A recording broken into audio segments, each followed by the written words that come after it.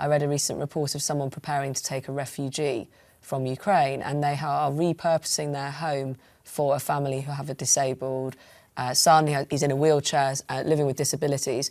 And I wonder what your reflections are thinking about that, because when we think about war, we don't necessarily think about those who are living with disabilities. Yeah, I think the first moments that we were hearing about what was happening in Ukraine, I immediately thought about the 2.7 million disabled people that were living in the Ukraine.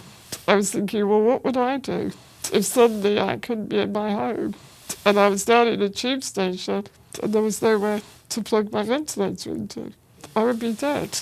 So this war is going to profoundly affect the lives of disabled people and those who are at the most vulnerable edge of society.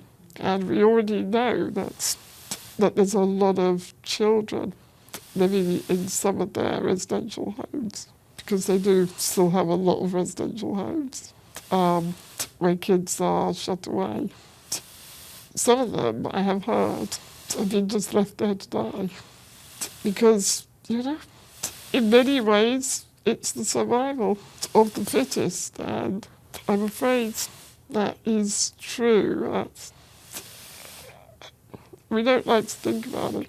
We all think about compassion when it comes to disabled people, to older people.